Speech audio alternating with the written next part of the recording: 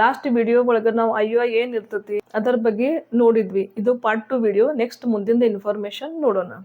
ಈಗ IUI procedure ಏನ್ ಇರ್ತೈತಿ ಅದನ್ನ ನೋಡೋಣ. IUI ಅಂದ್ರೆ ನಾವು ನಿಮ್ಗೆ ಹೇಳಿದ್ವಿ, IUI ಅಂದ್ರೆ ಇಂಟ್ರಾ ಯೂಟೆರೈನ್ ಇನ್ಸೆಮಿನೇಷನ್, ಅಂದ್ರೆ ಗರ್ಭಚೀಲ ಒಳಗೆ ಹಸ್ಬೆಂಡ್ ಸೀಮೆನ್ ಸ್ಯಾಂಪಲ್ ವಾಶ್ ಮಾಡಿ ಹಾಕ್ತಾರೆ. ಆ ಪ್ರೊಸೀಜರ್ಗೆ IUI ಅಂತಾರೆ. ಈಗ IUI ಪ್ರೊಸೀಜರ್ ಹೆಂಗೆ ಇರ್ತೈತಿ? ನಾರ್ಮಲಿ ಯಾರಿಗೆ ಕನ್ಸೀವ್ ಆಗಕ್ಕೆ ಕಷ್ಟ ಆಕತಿ, ಮಕ್ಕಳು ಬೇಕ್ರಿ, ಅವ್ರಿಗೆ ನಾವು ಮೆನ್ಸಸ್ ಆದ್ಮೇಲೆ, ಪೀರಿಯಡ್ ಆದ್ಮೇಲೆ 2ನೇ ದಿವಸ ಕರಿತೇವೆ. 2ನೇ ದಿವಸದಿಂದ ಅವ್ರದ್ದು ಫಾಲಿಕ್ಯುಲರ್ ಸ್ಟಡಿ ಸ್ಟಾರ್ಟ್ ಆಗ್ತೈತಿ. ಫಾಲಿಕ್ಯುಲರ್ ಸ್ಟಡಿ ಬಗ್ಗೆ ಡಿಟೇಲ್ ವಿಡಿಯೋ ನಾವು ಮಾಡಿದ್ವಿ, ನೀವು ನೋಡ್ರಿ, ಚೆಕ್ ಮಾಡ್ರಿ. 2ನೇ ದಿವಸ ಪೇಷಂಟ್ಗೆ ಕರಿತೀವಿ. ಆಮೇಲೆ ನಾವು ಸ್ಕ್ಯಾನಿಂಗ್ ಸ್ಟಾರ್ಟ್ ಮಾಡ್ತೀವಿ. ಇದು ಸ್ಕ್ಯಾನಿಂಗ್ ಟ್ರಾನ್ಸ್ವೆಜನಲ್ ಸೋನೋಗ್ರಫಿ, ಶರೀರ ಒಳಗಿಂದ ನಾವು ಸೋನೋಗ್ರಫಿ ಮಾಡ್ತೀವಿ. TVS ಟ್ರಾನ್ಸ್ವೆಜನಲ್ ಸೋನೋಗ್ರಫಿ ಅಂತಾರೆ. ಆವಾಗ ಗರ್ಭಚೀಲ ಒಳಗೆ ಸಿಸ್ಟ್ ಗಂಟು ಏನಿಲ್ಲ ಅದನ್ನ ನಾವು ಕನ್ಫರ್ಮ್ ಮಾಡ್ತೀವಿ. ಗಂಟು ಸಿಸ್ಟ್ ಇದ್ರೆ ನಾವು ಸ್ಟಿಮ್ಯುಲೇಷನ್ ಸ್ಟಾರ್ಟ್ ಮಾಡಂಗಿಲ್ಲ. ಗಂಟು ಇಲ್ಲ ಹಂಗೆ ಕನ್ಫರ್ಮ್ ಮಾಡಿ ನಾವು ಸ್ತ್ರೀ ಬೀಜ ಗ್ರೋತ್ ಆಗ್ಬೇಕು ಸಲಾಗ ಗುಳಿಗೆ ಸ್ಟಾರ್ಟ್ ಮಾಡ್ತೇವೆ. ಆಮೇಲೆ ನಾವು 7ನೇ ದಿವಸಕ್ಕೆ ಪೇಷಂಟ್ಗೆ ಕರಿತೀವಿ. 7ನೇ ದಿವಸದಿಂದ ಫಾಲಿಕ್ಯುಲರ್ ಸ್ಟಡಿ ಅವ್ರದ್ದು ಪ್ರಾಪರ್ ಸ್ಟಾರ್ಟ್ ಆಕತಿ. ಒಂದಿನ ಬಿಟ್ಟು ಒಂದು ದಿವಸ ಜನರಲಿ ನಾವು ಪೇಷಂಟ್ಗೆ ಬರಾಕ ಹೇಳ್ತೇವೆ. ಅದು ಗ್ರೋತ್ ಹೆಂಗೆ ಆಕತಿ ನಾವು ಚೆಕ್ ಮಾಡ್ತೀವಿ.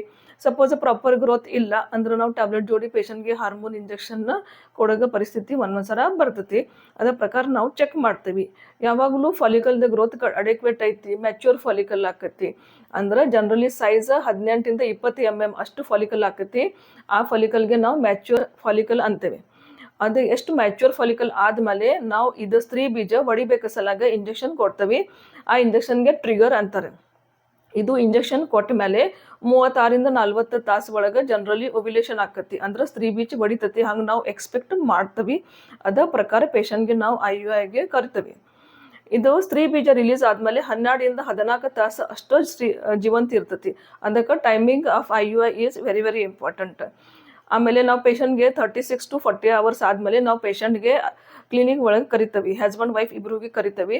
ಹಸ್ಬೆಂಡ್ ಸಿಮೆನ್ ಸ್ಯಾಂಪಲ್ ಕೊಡ್ತಾರೆ. ಆ ಸಿಮೆನ್ ಸ್ಯಾಂಪಲ್ ನಾವು ಲ್ಯಾಬೊರೇಟ್ರಿ ಒಳಗೆ ವಾಶ್ ಮಾಡ್ತೀವಿ. ಮೀಡಿಯಾ ಹಾಕಿ ಅಥವಾ ವಾಶ್ ಮಾಡ್ತೀವಿ. ಇದ್ರಾಗಿಂದ ಚಲೋ ಕ್ವಾಲಿಟಿ ಸ್ವೀಮ್ ಆಗಿ ಮ್ಯಾಲೆ ಬರ್ತಾವೆ. ಆ ಸ್ಪರ್ಮ್ಸ್ನ ನಾವು ಮೋಟಿಲಿಟಿ ಹೆಚ್ಚಿಗೆ ಮಾಡ್ತೀವಿ. ಡಿಫೆಕ್ಟಿವ್ ಸ್ಪರ್ಮ್ಸ್, ಅಬ್ನಾರ್ಮಲ್ ಸ್ಪರ್ಮ್ಸ್ ಏನಿರ್ತೈತಿ ಅದು ತೆಗಿತೀವಿ. ಮತ್ತು ಪಸ್ ಸೆಲ್ಸ್, ಸೆಮಿನಲ್ ಫ್ಲೂಯಿಡ್ ಏನು ಇರ್ತೈತಿ ಇದೆಲ್ಲ ತೆಗಿತೀವಿ. ಮತ್ತು ಚಲೋ ಕ್ವಾಲಿಟಿದ ಸ್ಪರ್ಮ್ಸ್ ಅಷ್ಟು ಅದ್ರ ಒಳಗೆ ಆರಿಸಿ ಕ್ಯಾಥೆಟರ್ ಒಳಗೆ ಲೋಡ್ ಮಾಡ್ತೀವಿ. ಒಂದು ಸಣ್ಣ ಕ್ಯಾಥೆಟರ್ ಒಳಗೆ ಲೋಡ್ ಮಾಡ್ತೀವಿ. ಆಮೇಲೆ ಹೆಣ್ಮಕ್ಳದ್ದು ಶರೀರ ಒಳಗೆ ಅದರ ಕ್ಯಾಥೆಟರ್ ಮೂಲಕ ಇದು ಸಿಮೆನ್ ಸ್ಯಾಂಪಲ್ ಗರ್ಭಚೀಲ ಒಳಗೆ ಹಾಕ್ತವೆ. ಈ ಪ್ರೊಸೀಜರ್ ಆದಮೇಲೆ ಹೆಣ್ಮಕ್ಳಿಗೆ 15 ನಿಮಿಷ ಅಷ್ಟು ಮಲ್ಗಾಕ ನಾವು ಅಡ್ವೈಸ್ ಮಾಡ್ತೀವಿ. ಇದು ಪ್ರೊಸೀಜರ್ ಭಾಳ ಸಿಂಪಲ್ ಪ್ರೊಸೀಜರ್ ಐತಿ. ಇದು OPD ಪ್ರೊಸೀಜರ್. ಇದರ ಸಲಾಗ ಅಡ್ಮಿಟ್ ಆಗೋದು ಏನು ಜरूरत ಇರಂಗಿಲ್ಲ. ಆಮೇಲೆ IUI ಆದಮೇಲೆ ಹೆಣ್ಮಕ್ಳು ಅವ್ರದ್ದು ನಾರ್ಮಲ್ ಕೆಲಸ ರೂಟೀನ್ ವರ್ಕ್ ಮಾಡ್ಬೋದು. ಊಟದ ಏನು ಪತ್ತೆ ಇಲ್ಲ, ಎಲ್ಲ ನಾರ್ಮಲ್ ಆ್ಯಕ್ಟಿವಿಟಿ ಮಾಡ್ಬೋದು. ಇದ್ರ ಸಲಾಗ ಸ್ಪೆಷಲ್ ಲೀವ್ ತೊಗೊಳ್ಳೋದೇ ಏನು ಜरूरत ಇರಂಗಿಲ್ಲ. ಇದು ಭಾಳ ಸಿಂಪಲ್ ಪ್ರೊಸೀಜರ್ ಇರ್ತತಿ. ಈ ಪ್ರೊಸೀಜರ್ದ IUIದ ಸಕ್ಸಸ್ ರೇಟ್ 8 to 10% ಜನರಲಿ ಇರ್ತತಿ. ಈಗ IUI ಟೈಮ್ಗೆ ನಾವು ಏನು ಕೇರ್ ಮಾಡ್ಬೇಕ್ರಿ? IUI ಯಾವಾಗಲೂ ಮಾಡ್ತೀವಿ. ಆ ಟೈಮ್ ಒಂದೊಂದ್ಸಲ ಏನಾಕತಿ, ಸಣ್ಣ ಕ್ಲಿನಿಕ್ ಒಳಗೆ ಅವ್ರದ್ದು ಲ್ಯಾಬೊರೇಟ್ರಿ ಇರಂಗಿಲ್ಲ. ಅವ್ರೇನು ಮಾಡ್ತಾರೆ, ಅದು ಸಿಮೆನ್ ಸ್ಯಾಂಪಲ್ ಬೇರೆ ಲ್ಯಾಬೊರೇಟ್ರಿಗೆ ಕಳಿಸ್ತಾರೆ. ಬೇರೆ ಲ್ಯಾಬೊರೇಟ್ರಿ ಒಳಗೆ ಎಲ್ಲ ಯೂರಿನ್ ಸ್ಯಾಂಪಲ್, ಸ್ಟೂಲ್ ಎಕ್ಸಾಮಿನೇಷನ್ ಎಲ್ಲ ಮಾಡ್ತಾ ಇರ್ತತಿ. ಅದರಿಂದ ಸ್ಯಾಂಪಲ್ ಇನ್ಫೆಕ್ಟ್ ಆಗೋದ ಚಾನ್ಸ್ ಇರ್ತತಿ. ಅದಕ್ಕೂ ಯಾವಾಗಲೂ ನೀವು IUI ಡಿಸೈಡ್ ಮಾಡ್ತಾರೆ, ಅದಕ್ಕೆ ನೀವು ಫಸ್ಟ್ ಫರ್ಟಿಲಿಟಿ ಕ್ಲಿನಿಕ್ ಚಲೋ ಚೂಸ್ ಮಾಡ್ಬೇಕು. ಅಲ್ಲೇನು IUI ಮಾಡ್ಬೇಕ್ರಿ. ಅಕಸ್ಮಾತ್ ಇನ್ಫೆಕ್ಷನ್ ಆದ್ರೆ it will be very very difficult. ಅದಕ್ಕೆ ನೀವು ಫಸ್ಟ್ ಚಲೋ ಫರ್ಟಿಲಿಟಿ ಕ್ಲಿನಿಕ್ ಚೂಸ್ ಮಾಡಿ ಅಲ್ಲೇನು IUI ಮಾಡಿಸ್ಬೇಕ್ರಿ. ಈಗ IUI ಯಾಕೆ ಫೇಲ್ ಆಕತಿ ಅದನ್ನು ನೋಡೋಣ. ಈಗ IUI ಒಳಗೆ ನಾವು ಹಸ್ಬೆಂಡ್ ಸ್ಯಾಂಪಲ್ ಗರ್ಭಚೀಲ ಒಳಗೆ ಹಾಕ್ತೀವಿ. ಆಮೇಲೆ ಸ್ತ್ರೀ ಬೀಜ ದೊಡ್ಡಾದ್ಮೇಲೆ ನಾವು ಸ್ತ್ರೀ ಬೀಜ ಒಳಗೆ ಇಂಜೆಕ್ಷನ್ ಕೊಡ್ತೀವಿ. ಆಮೇಲೆ ಇದು ಸ್ತ್ರೀ ಬೀಜ ಟ್ಯೂಬ್ ಕ್ಯಾಪ್ಚರ್ ಮಾಡ್ಬೇಕ್ರಿ. ಆಮೇಲೆ ಇದು ಸ್ಪರ್ಮ್ಸ್ ಯೂಟ್ರಸ್ ಇಂದ ಟ್ಯೂಬ್ ಮಟ್ಟ ತಾನ ಹೋಗ್ಬೇಕ್ರಿ. ಆಮೇಲೆ ಇಬ್ರದ್ದು ಫರ್ಟಿಲೈಸೇಷನ್ ತಾನ ಆಗ್ಬೇಕ್ರಿ. ಫರ್ಟಿಲೈಸೇಷನ್ ಆದಮೇಲೆ ಅದು ಎಂಬ್ರಿಯೋ ಗರ್ಭಚೀಲ ಒಳಗೆ ತಾನ ಬಂದು ಕುಂದಿರ್ಬೇಕ್ರಿ. ಇದು ಎಲ್ಲ ಪ್ರೊಸೀಜರ್ ತಾನ ಆಗ್ಬೇಕ್ರಿ. ಅದರಿಂದ IUIದ ಸಕ್ಸಸ್ ರೇಟ್ 8 to 10% ಇರ್ತತಿ. ಟ್ಯೂಬ್ದ ಬರೇ ಪೇಟನ್ಸಿ ಇಂಪಾರ್ಟೆಂಟ್ ಇರಂಗಿಲ್ಲ, ಟ್ಯೂಬ್ದ ಫಂಕ್ಷನಾಲಿಟಿ ಈಸ್ ಆಲ್ಸೋ ಇಂಪಾರ್ಟೆಂಟ್. ಅಂದ್ರೆ ಟ್ಯೂಬ್ ಬರೀ ಓಪನ್ ಇದ್ರೆ ಪ್ರೆಗ್ನೆನ್ಸಿ ಆಕತಿ ಹಂಗಿಲ್ಲ, ಟ್ಯೂಬ್ದ ಫಂಕ್ಷನ್ನ ಸರಿ ಇರ್ಬೇಕ್ರಿ. ಇದು ಟ್ಯೂಬ್ ಸ್ತ್ರೀ ಬೀಜ್ಗೆ ಕ್ಯಾಪ್ಚರ್ ಮಾಡ್ಬೇಕ್ರಿ, ಕರೆಕ್ಟ್ ಕ್ಯಾಪ್ಚರ್ ಮಾಡ್ಬೇಕ್ರಿ. ಸ್ಪರ್ಮ್ಸ್ಗೆ ಯೂಟ್ರಸಿಂದ ಏಗ ಮಟ್ಟ ಮುಟ್ಸಾಕ ಹೆಲ್ಪ್ ಮಾಡ್ಬೇಕ್ರಿ. ಫರ್ಟಿಲೈಸೇಷನ್ ಆದಮೇಲೆ ಎಂಬ್ರಿಯೋಗೆ ಊಟ ಕೊಡಿಸ್ಬೇಕ್ರಿ. ಆಮೇಲೆ ಇದು ಎಂಬ್ರಿಯೋ ಟ್ಯೂಬ್ ಒಳಗೆ ಗ್ರೋ ಆಕತಿ. ಆ ಟೈಮ್ವರೆಗೆ ನ್ಯೂಟ್ರಿಷನ್ ಕೊಡ್ಬೇಕ್ರಿ. ಆಮೇಲೆ ಇದು ಎಂಬ್ರಿಯೋ ಟ್ಯೂಬಿಂದ ಗರ್ಭಚೀಲ ಒಳಗೆ ಬರಾಕ ಟ್ಯೂಬ್ ಹೆಲ್ಪ್ ಮಾಡ್ಬೇಕ್ರಿ. ಇದು ಎಲ್ಲ ಫಂಕ್ಷನ್ ಟ್ಯೂಬ್ದ ಭಾಳ ಇಂಪಾರ್ಟೆಂಟ್ ಇರ್ತೈತಿ. ಒಂದೊಂದ್ಸರ ಟ್ಯೂಬ್ ಇದು ಫಂಕ್ಷನ್ ಕರೆಕ್ಟ್ ಮಾಡಂಗಿಲ್ಲ, ಅದ್ರ ಸಲಾಗಿ IUI ಫೇಲ್ ಆಗ್ತೈತಿ. ಎರಡನೇದ ಕ್ವಾಲಿಟಿ ಆಫ್ ಎಗ್ಸ್. ಒಂದೊಂದ್ಸರ ಎಗ್ದ ಕ್ವಾಲಿಟಿ ಹೆಚ್ಚಿಗೆ ಇದ್ರೆ ಎಸ್ಪೆಷಲಿ ಚಲೋ ಇರಂಗಿಲ್ಲ, ಅದರಿಂದ IUI ಫೇಲ್ ಆಗ್ತೈತಿ. ಮತ್ತು ಕ್ವಾಲಿಟಿ ಆಫ್ ಸ್ಪರ್ಮ್ಸ್. ಒಂದೊಂದ್ಸರ ಸ್ಪರ್ಮ್ಸ್ ಒಳಗೆ ಸಿಮೆನ್ ಸ್ಯಾಂಪಲ್ ಒಳಗೆ ಡಿಫೆಕ್ಟಿವ್ ಸ್ಪರ್ಮ್ಸ್ ಇರ್ತೈತಿ, ಅಬ್ನಾರ್ಮಲ್ ಸ್ಪರ್ಮ್ಸ್ ಇರ್ತೈತಿ, DNA ಫ್ರಾಗ್ಮೆಂಟೇಷನ್ ಹೈ ಇರ್ತೈತಿ.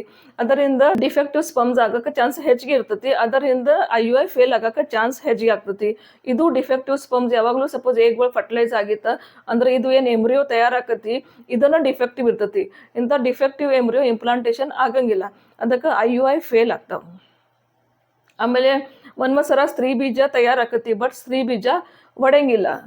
ಆಮೇಲೆ ಸ್ತ್ರೀ ಬೀಜ ಒಡೆದ್ರನ ಸ್ತ್ರೀ ಬೀಜದ ಹೊರಗಿಂದ ಆವರಣ ಕವರ್ ಏನಿರ್ತೈತಿ ಅದು ಭಾಳ ಥಿಕ್ ಇರ್ತೈತಿ, ಅದರಿಂದ ಫರ್ಟಿಲೈಸೇಷನ್ ಆಗಾಕ ಪ್ರಾಬ್ಲಮ್ ಬರ್ತೈತಿ.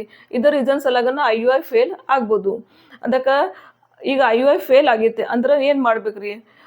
IUI ಇದು ಸಿಂಪಲ್ ಪ್ರೊಸೀಜರ್ ಇರ್ತೈತಿ, ಅದಕ್ಕೆ ರಿಪೀಟೆಡ್ಲಿ IUI ಮಾಡ್ಬೋದು. ರಿಪೀಟೆಡ್ಲಿ IUI ಮಾಡಿದ್ರನ ಸಪೋಸ್ ಪ್ರೆಗ್ನೆನ್ಸಿ ಆಗಿಲ್ಲ ಅಂದ್ರೆ ಜನರಲಿ ನಾವು ಪೇಷಂಟ್ಗೆ IVF ಅಡ್ವೈಸ್ ಮಾಡ್ತೇವೆ. ಅದಕ್ಕೆ ಇವತ್ತು ಈ ವಿಡಿಯೋ ಒಳಗೆ IUI ಏನು ಇರ್ತೈತಿ, IUI ಹೆಂಗೆ ಹೆಲ್ಪ್ಫುಲ್ ಇರ್ತೈತಿ, ಯಾವ್ಯಾವ ಕಪಲ್ಸ್ ಒಳಗೆ IUI ಮಾಡ್ಬೇಕ್ರಿ, ಯಾವ್ಯಾವ ಕಪಲ್ಸ್ ಒಳಗೆ IUI ಅಡ್ವೈಸ್ ಮಾಡಬಾರ್ದು, IUI ಪ್ರೊಸೀಜರ್ ಏನು ಇರ್ತೈತಿ, IUI ಪ್ರೊಸೀಜರ್ ಟೈಮ್ಗೆ ನಾವು ಏನು ಕೇರ್ ಮಾಡ್ಬೇಕ್ರಿ, IUI ಯಾಕೆ ಫೇಲ್ ಆಕತಿ, ಸಪೋಸ್ ಫೇಲ್ ಆದ್ರೆ ನೆಕ್ಸ್ಟ್ ಏನು ಮಾಡ್ಬೇಕ್ರಿ, ಇದು ಎಲ್ಲ ನಾವು ಡಿಟೇಲ್ ಒಳಗೆ ನೋಡಿದ್ವಿ. ಇದೇ ಪ್ರಕಾರ ನಾವು ಪ್ರೆಗ್ನೆನ್ಸಿ, ಡೆಲಿವರಿ, ಇನ್ಫರ್ಟಿಲಿಟಿ ಮತ್ತು ಗೈನಕ್ದ ವಿಡಿಯೋ ರೆಗ್ಯುಲರ್ಲಿ ಅಪ್ಲೋಡ್ ಮಾಡ್ತೀವಿ. ನೀವು ನೋಡ್ತಾ ಇರ್ರಿ. ನಿಮ್ಗೆ ಚಲೋ ಅನ್ಸಿದ್ರೆ ಲೈಕ್, ಶೇರ್, ಸಬ್ಸ್ಕ್ರೈಬ್ ಮಾಡಿರಿ. Thank you.